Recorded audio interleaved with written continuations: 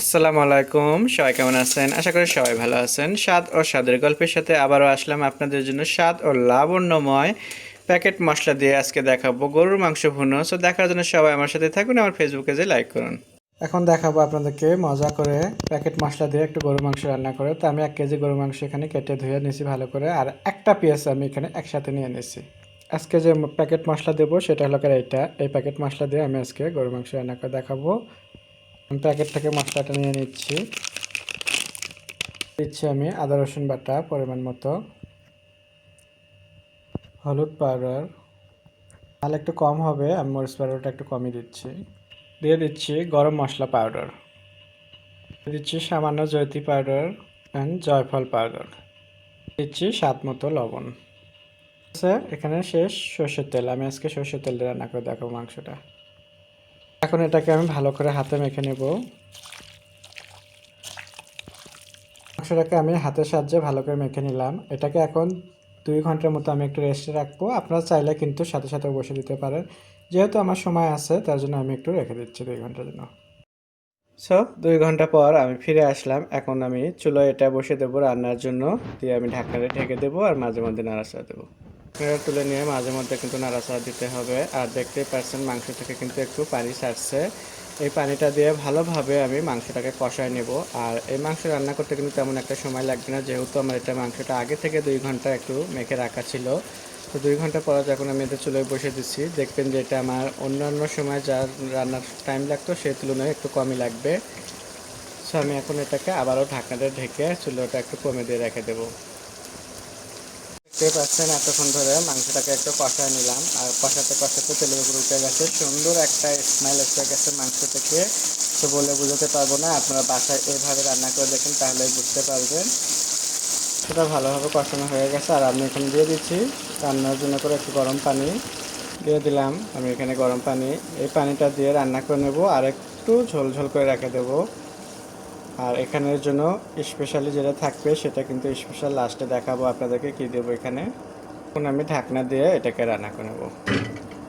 মাংস আমার প্রায় কিন্তু হয়ে গেছে, আর বেশি একটা টাইম লাগবে না। তো আমি একটু আগে একটু দিয়ে দিচ্ছি এখানে বাদাম বাটা। আমি 2 টেবিল চামচ বাদাম বাটা দিচ্ছি, কাজু বাদাম। আপনারা চাইলে নর্মাল বাদামও দিতে পারেন, চীনা বাদাম দিয়ে আমি এটাকে ভালো করে মাংসের সাথে মিশিয়ে নেব। এখন ভালো করে মিশানোর পরে দেখতেই পাচ্ছেন কালারটা কিন্তু একটু চেঞ্জ হয়ে আসছে। তো আমি এখানে এখন দিয়ে দেব, আমি যে এখানে প্যাকেট মশলা দিয়ে রান্না করছি তা প্যাকেটের গায়ে দেখছিলেন এরকম মরিচ দেখা যাচ্ছিল বড় বড়। সো আমি এখানে মরিচটাও দিয়ে দিলাম। মরিচ দিয়ে আমি একটু নাড়াচাড়া দিয়ে আমি কিছুক্ষণ ঢাকনা দিয়ে রেখে দেবো, আর এটার জন্য করে একটু বাগার রেডি করতেছি। আমি দিয়ে দিলাম আবারও ঢাকনা। মাংসটা বাগারের জন্য আমি একটু গরম মশলা নিচ্ছি, আর এখানে একটা পেঁয়াজ নিচ্ছি, একটা না হাফ পেঁয়াজ নিয়েছি আমি। এখন চলে যাচ্ছি চুলোতে, একটা প্যান দিলাম, দিয়ে আমি এখানে সর্ষের তেল, যেহেতু আমার রান্না হচ্ছে সর্ষের তেল দিয়ে, তাই আমি সম্পূর্ণ সর্ষের তেলে দিয়ে দিচ্ছি। এখানে গরম তেলে দিয়ে দিচ্ছি আমি প্রথমে গরম মশলাটা। গরম মশলাটা আমি কিছুক্ষণ ভেজে নেব, এর একটা সুন্দর একটা ফ্লেভার আসবে। এই ফ্লেভারের জন্য করে আমি এটা কিন্তু এটা দিয়ে দিচ্ছি লাস্টে, কারণ এটা দেওয়ার পরে দেখবেন যে আশেপাশে বাড়ি থেকে আপনার সবাই জানতে পারবে যে আজকে আমি কি মাংস রান্না করতেছি। সো এটা এখন দিয়ে দিচ্ছি কুচি করা পেঁয়াজটা। এখন সাথে পেঁয়াজটাকেও আমি সুন্দর করে একদম বেরেস্তা করে নেব।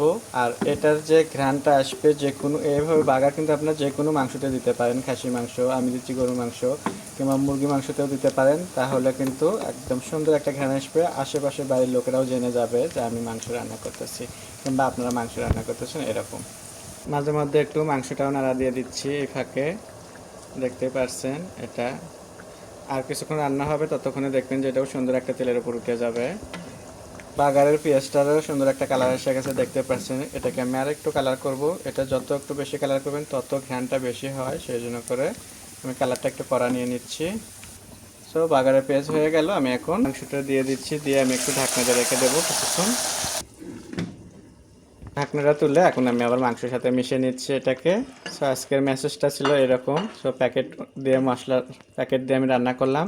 সো দেখতেই পাচ্ছেন একদম সেমভাবে প্যাকেটে যেরকম দেখা যাচ্ছিলো গায়ে, সেমভাবে রান্না করলাম। আশা করি আপনাদের ভালো লাগবে। আপনাদের ভালো লাগলে বাসায় একবার হলেও আপনারা এভাবে ট্রাই করবেন। আর এভাবে মাংস শুধু আমি তো গরুর মাংস রান্না করে দেখালাম, আপনারা চাইলে এভাবে কিন্তু চিকেনও রান্না করতে পারেন। নতুন নতুন ভিডিও দেখার জন্য সবাই আমার ফেসবুক পেজে, ইউটিউব চ্যানেলে সাবস্ক্রাইব করে রাখবেন, সাথেই থাকবেন।